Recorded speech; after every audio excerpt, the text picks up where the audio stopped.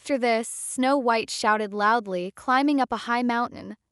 Due to this, all the soldiers' attention was diverted to Snow White. When the soldiers moved toward the high mountain, they noticed that there was no Snow White. It was a trap. Now Snow White had also accompanied the robbers.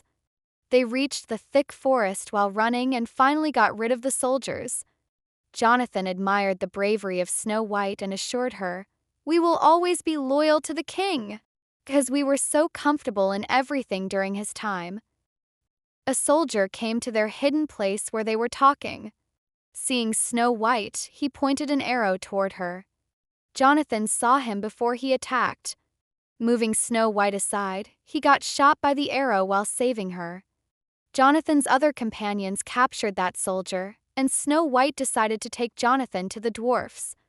'Cause one of the dwarfs was named Doc, she thought he might be a doctor. But it turned out that Doc was not a doctor, only his name was Document. His skill was extracting rocks and minerals. Knowing this, Jonathan's companion began to get furious at him, and an argument started among them. Interrupting their argument, Snow White said, "What are all of you doing?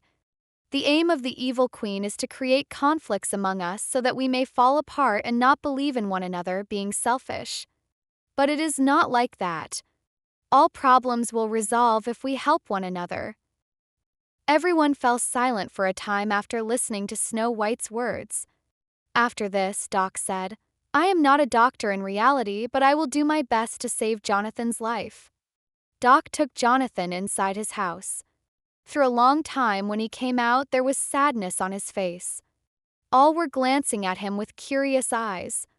Before Doc could speak a single word, Jonathan appeared from behind. All took a sigh of relief seeing him, but Jonathan had lost much of his strength. Now they all began to celebrate this happiness. Jonathan and Snow White came close to each other while celebrating and singing songs.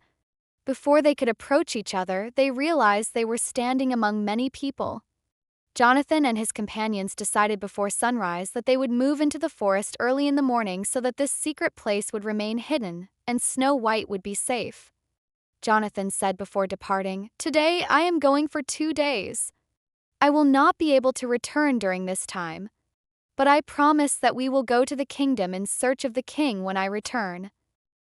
Snow White handed over her chain to him, the one gifted to her by her dad. She said, "It will remind you to return.